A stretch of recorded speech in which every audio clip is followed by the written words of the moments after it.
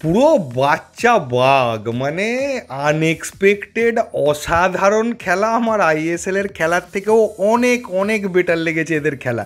এদের জেতাটা যেন বেশি উপভোগ করতে পারছি। এইটুকুটুকু বাচ্চা ছেলে, দু একজন মেন টিমের প্লেয়ার কি খেলাটাই না খেললো। এই টিমটার কাছে ইস্টবেঙ্গল হেরে গেছিলো আগের ম্যাচটা। এই টিমটা আমাদের জুনিয়র প্লেয়াররা ম্যাচটা বার করে দিল, মানে দারুণ দারুণ অসাধারণ। এখন খেলার ভুল যদি বলতে চান সেটা নিয়ে আজকে আমি একটা কথাও বলবো না, কারণ ওরা ভুল করবে, এটা স্বাভাবিক, ওদের থেকে ভুল হবে। কিন্তু ওরা যে ডেডিকেশান দিয়ে খেললো, আমার চোখে, আমি পরিষ্কার বলছি, আমার চোখে ওরা চ্যাম্পিয়ন। এরপরের ম্যাচ হেরে যাক, তারপরে খেলতে না পারুক, কোনো অসুবিধে নেই, কিন্তু এই যে ম্যাচটা জিতলো, কোয়ার্টার ফাইনাল থেকে সেমিফাইনালে গেল, এতেই আমার কাছে ওরা চ্যাম্পিয়ন হয়ে গেছে। কেউ এক্সপেক্ট করেনি, ভেবেছিল হয়তো যদি টাই ব্রেকারে যায় তাহলে মোহনবাগানের জেতার চান্স আছে। ইভেন আমিও ভিডিওতে তাই বলেছিলাম।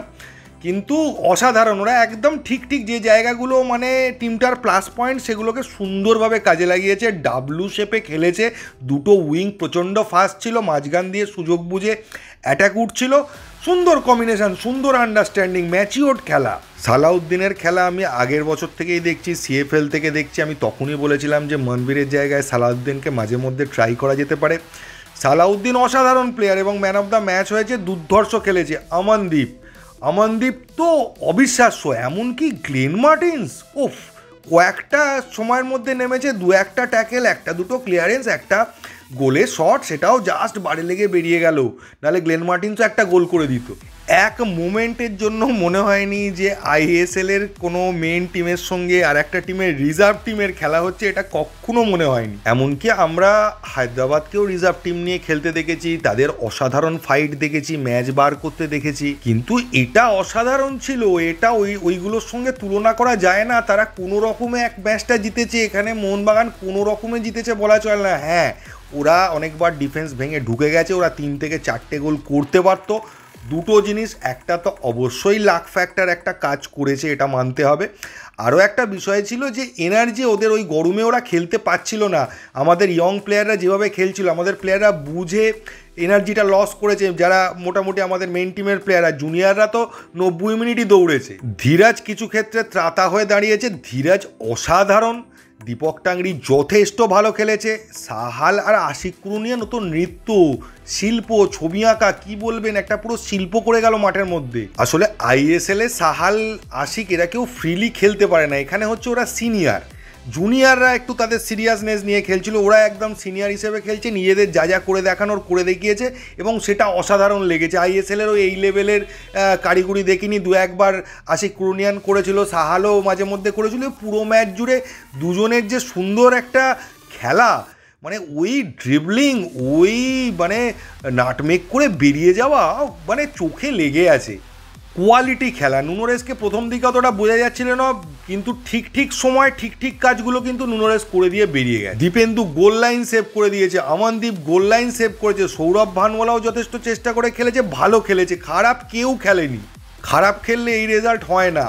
অভিষেক সূর্যবংশী বরং আরেকটু বেটার খেলতে পারতো, ও অনেক বেটার লেভেলের প্লেয়ার। ওর খেলাটা অতটাও সেইভাবে আমি দেখতে পাইনি। এর থেকে অনেক ভালো খেলা গত 1-2 বছর আগে আমি ওর দেখেছি। সুয়েল তো ম্যাকলারেনকে দেখে শিখে গেছে যে কোথায় দাঁড়াতে হয় আর কীভাবে ট্যাপটা করতে হয়। এতদিন ধরে খেলছে, প্র্যাকটিস করছে, কিছু তো শিখবে।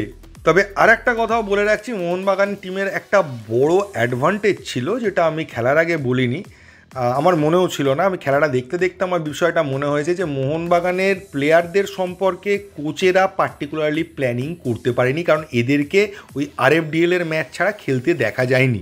তবে এই ম্যাচটা কেরালা কিছুটা মোহনবাগানকে আন্ডার এস্টিমেট করেছিল, সেটা ওদের দেখে বোঝা যাচ্ছিল। ওরা ভেবেছিল শুধু সময়ের অপেক্ষা, ম্যাচটা ওরা বার করে নেবে। কিন্তু এই ম্যাচটা জেতার ফলে সেমিফাইনালে যেই পড়বে গোয়া বা পাঞ্জাব, তারা কিন্তু এতটা আন্ডার এস্টিমেট করবে না মোহনবাগানকে। এই জায়গাটা একটা চাপের বিষয় আছে। তবে এক্ষুনি পরের ম্যাচ নিয়ে আমি ভাবতে চাইছিই না। এই যে সুন্দর জয়টা দেখলাম, এই যে বাচ্চা বাচ্চা ছেলেগুলো বলতে গেলে কেরালার মেন টিমটাকে হারালো, এই আনন্দটা আমি এত তাড়াতাড়ি ছাড়তে একদমই রাজি নই। আর যারা ধরেই নিয়েছিলেন যে মোহনবাগান হেরে যাবে বলে ম্যাচটা দেখেননি, বা যাকে আজকে তো হারবে দেখে কি করব, তারা কিন্তু আজকে প্রকৃত লুজার হয়েছেন একটা দুর্ধর্ষ ম্যাচ থেকে। আমি বলছি না আমি আইএসএল এর কোনো ম্যাচ জেতার পর মোহনবাগানে এতটা আনন্দিত হইনি যতটা আজকের খেলাটা দেখে আমি হয়েছি।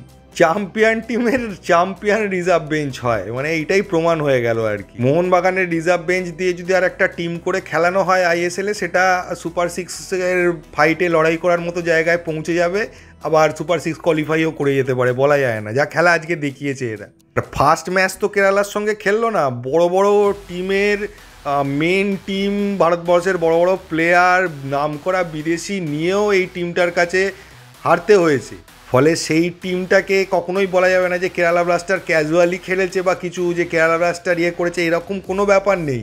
কেরালা ব্লাস্টার জান লড়িয়ে দিয়েছে, যত পেরেছে বিদেশি যা যেখানে ছিল সব মাঠে নামিয়েছে, তাতেও কিছু করতে পারেনি। অবশ্যই এটা বলতে হয় যে আদ্রিয়ান লুনা না থাকাটা কিছুটা হলেও এফেক্টিভ হয়েছে, তবে আমি এটাও বলতে পারি যে আদ্রিয়ান লুনা থাকলেও যে স্কোর লাইন কিছু চেঞ্জ হতো এর কোনো গ্যারেন্টি কিন্তু ছিল না। তবে এই টিমের ম্যাক্সিমাম প্লেয়ারই আইএসএল খেলতে পারে, খেলার মতো রয়েছে। অমনদীপ আরামসে সুভাশিসকে ব্যাকআপ করতে পারে, যদি না ওখানে গিয়ে নার্ভাস হয়ে যায়। এখানে এই নার্ভাসনেসটা ছিল না ওদের। সালাউদ্দিন যে কোনো দিন মনবীরকে রিপ্লেস করে খেলতে পারে, ওখানে সালাউদ্দিনকে এক দুবার নামতেও আমি দেখেছি, কিন্তু সেখানেও ওদের একটা নার্ভাসনেস কাজ করে। আইএসএলে খেলছি বা এত বড় টিম, এত বিদেশি খেলছে, এইখানে একটা কিছু বোধহয় সাইকোলজিক্যাল কাজ হয়।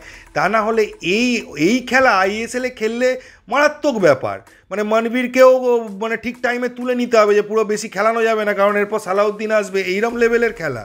আশিক যেভাবে লিস্টনকে রিপ্লেস করে সালাউদ্দিন সেইভাবে মনবীরকে রিপ্লেস করতে পারে, যদি এই খেলাটা সে খেলতে পারে। দীপেন্দু তো পারেই, ওটা আলাদা করে বলছি না, দীপেন্দু করে দেখিয়েও দিয়েছে, প্রমাণও করেছে, দুটো পজিশনে খেলেও দেখিয়েছে, ওকে নিয়ে আলাদা করে আমি বলতে চাই না। তবে হ্যাঁ, আশিস রায়কে রিপ্লেস করার মতো এখনও সৌরভ ভানওয়ালা সেই জায়গায় পৌঁছয়নি।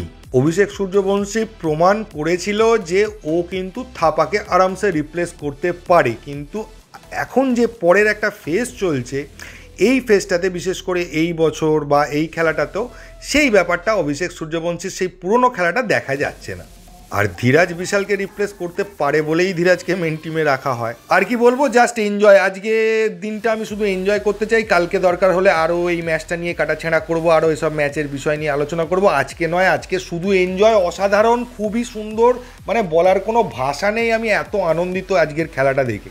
থ্যাংক ইউ, ধন্যবাদ এবং জয় মোহনবাগান।